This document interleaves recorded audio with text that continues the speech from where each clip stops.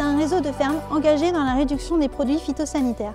La finalité du réseau Défi est de créer des systèmes agricoles économes en produits phyto tout en étant performants sur les plans économiques, social et environnemental. La méthode Défi passe par de l'expérimentation, la valorisation et le déploiement de techniques alternatives. Changer son système agricole demande de prendre du recul sur ses manières de travailler, de se rassurer sur celles qu'on change, mais aussi d'aller chercher de nouvelles idées.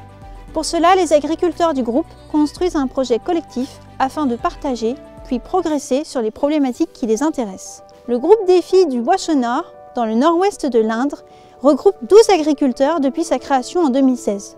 Ce groupe est composé de 5 céréaliers et 7 éleveurs. Il y a notamment 3 éleveurs caprins, le groupe compte aussi un éleveur porcin et 2 éleveurs de bovins laits. Le groupe accueille également l'exploitation du lycée agricole de Châteauroux, qui a 2 ateliers d'élevage, un de bovins allaitants et un d'ovins. Un éleveur témoigne de son engagement dans le groupe. Vincent Groussin, je suis sur les communes de Lavernelle-Fontenguenant et je suis en polyculture, élevage, 138 hectares de SAU. On a l'élevage autour de 130 chèvres en pleine lactation et on transforme tout, on fait tout en vente directe et l'alimentation se compose à 90% des aliments transformés, fabriqués à la maison. Ça permet de faire des échanges, ça nous évite de rester enfermés sur soi-même. Donc qu'on soit en conventionnel, qu'on soit en bio, qu'on soit comme moi dans mon système, ça permet de retrouver tout un groupe et puis de se comparer, de voir ce qui est bien, ce qui n'est pas bien et voilà. J'étais tellement pris avec le travail, toujours le travail, toujours le travail, que je me suis aperçu que j'étais longtemps seul et mon métier n'avançait plus du tout. Notre but, c'est de redécouvrir un métier pour vraiment être fier de notre métier. Donc je suis passé en agriculture de conservation des sols, c'est-à-dire que je ne travaille plus du tout le sol. Le but c'est de retrouver un sol vivant, de travailler avec du vivant. Le sol change, tout change, mais de passer de conventionnel à un système comme ça, il y a quand même une évolution et le sol n'est pas prêt au départ. C'est vrai qu'on passe beaucoup moins de temps dans le tracteur, mais par contre on passe plus de temps sur le terrain, observer. Et observer ce vivant qu'il y a dans le sol. Et c'est lui qui va nous aider, nous permettre aussi d'avoir des auxiliaires, pour éviter tous ces produits qu'on utilise. C'est vrai qu'en 2015, j'avais utilisé 10 600 litres de fioul. Je suis redescendu à 6 400 litres de fioul au bout de 4 ans. Donc déjà, je pense que ce n'est pas négligeable. Déjà, une chose, et puis après, le matériel. Le matériel, je serai en conventionnel. Me faudrait un tracteur de plus pour emmener le gros matériel. Là j'ai un tracteur de moins, donc déjà ça aussi. Et les heures de tracteur qu'on fait beaucoup moins. Donc le matériel, il vieillit tout doucement.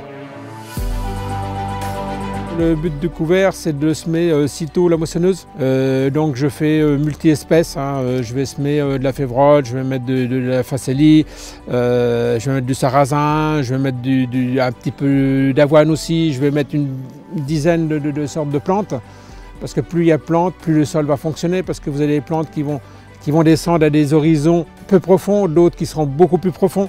Donc ça va explorer un peu tout le sol. C'est des plantes qui ont le pouvoir de récupérer le carbone de l'air. Et ce carbone, ça va rentrer en terre et ça va être transformé en azote. Et cet azote va resservir pour les autres plantes que je veux cultiver moi derrière. Et vous avez différentes plantes, il y en a qui vont amener davantage d'azote, l'autre ça va être certains oligo-éléments. Ça va être un mélange d'un petit peu tous les éléments. Ça sera bon pour mon sol, ça sera bon pour les plantes derrière, ça sera bon pour tout, pour l'écosystème aussi. Pendant 5 ans, les membres du groupe Défi Bois-Chaud-Nord participent à des réunions collectives. Ils bénéficient à minima de 2 appuis individuels par an et doivent réaliser 2 actions de communication par an. Le groupe travaille actuellement sur un événement dans le cadre des rencontres alternatives phyto. Cet événement est destiné au grand public, jardiniers amateurs, familles et personnes avec une sensibilité environnementale. Il est prévu au printemps 2021. Les agriculteurs animeront des ateliers pédagogiques pour les enfants et des ateliers de sensibilisation au métier d'agriculteur. Une manière pour eux d'expliquer leurs contraintes et leurs avancées sur leurs exploitations. Le groupe se réunit régulièrement pour réaliser des tours de plaine sur une des fermes du groupe Défi. L'occasion d'échanger, de faire leur point sur leurs problématiques communes et individuelles et d'avancer ensemble. Un céréalier nous explique ce qu'il a mis en place sur son exploitation et ses objectifs futurs. Alors je m'appelle Jean-François Hirlet, je suis agriculteur ici sur la commune de Buxeuil, au nord-est du département de l'Indre, entre Vatan et Valençay. Je suis sur une exploitation céréalière d'une petite centaine d'hectares. La particularité de mon exploitation est d'avoir des terres très collantes et difficiles à travailler du fait qu'elles sont très argileuses. Durant les années 2010-2015, je suis devenu un gros utilisateur de produits phytosanitaires. Ceci à cause d'une présence accrue principalement du raiggras et également du vulpin. Alors j'ai décidé d'intégrer le groupe Défi. J'avais l'impression d'aller droit dans le mur et que la chimie ne pouvait plus rien en matière de désherbage de céréales. Depuis mon entrée dans le groupe, on a mis plusieurs leviers liés les uns aux autres. On a travaillé sur l'assolement, les rotations, les dates de semis, la diversité des cultures et enfin un début de désherbage mécanique. Alors les résultats, ils sont assez faciles à percevoir. Déjà, d'un point de vue agronomique, quand on parcourt les parcelles au stade post-levée précoce, on n'a plus les bandes visibles de raiggras vulpin, de même qu'à la sortie de l'hiver. Et d'un point de vue économique, c'est très intéressant parce que j'ai notamment une baisse des IFT de 43%. Les objectifs demain, c'est d'arriver au plus près de ce qu'on s'était fixé au départ de l'entrée avec Défi, à savoir diminuer de 50% les volumes de phyto utilisés sur l'exploitation. Et par rapport à ça, je pense qu'il me reste un levier, l'utilisation croissante de l'air cétrille, qui est un investissement qui vient d'être réalisé sur l'exploitation et qui n'a pas beaucoup servi pour l'instant. Je souhaite me réengager dans la démarche parce que premièrement, il y a des résultats concrets et ensuite le fait d'être accompagné, d'être suivi et d'avoir des contacts avec les autres membres du groupe nous donne l'impression de ne pas être seul dans un monde de plus en plus compliqué, notamment dans notre métier. Un ingénieur réseau accompagne le groupe Défi et réalise des appuis auprès des agriculteurs.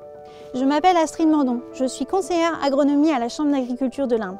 J'anime le groupe Défi du Bois-Chaud-Nord depuis mars 2017.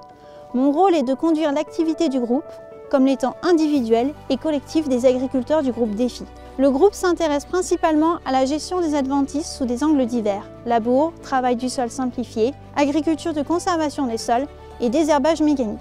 L'objectif est de trouver des solutions pour réduire l'IFT herbicide dans des situations très contrastées, sol drainé ou non, sol limoneux ou argileux, le tout en ayant une approche vis-à-vis des couverts et des sols. Aujourd'hui, après 4 ans de travail, je me rends compte de l'importance de ce genre de collectif. En effet, je peux m'appuyer sur les expériences de Défi pour inciter d'autres agriculteurs à revoir leurs méthodes et leur point de vue. Je sais également que j'ai affaire à une équipe d'agriculteurs qui, malgré leurs différences, arrivent à tirer parti de toutes les expériences et témoignages pour avancer. Je les considère comme des agriculteurs avant-gardistes et volontaires sur la réduction des produits phytosanitaires. Aujourd'hui, il me semble que pour eux, Défi c'est plus qu'un sigle, c'est un engagement et une volonté collective de faire bouger les choses.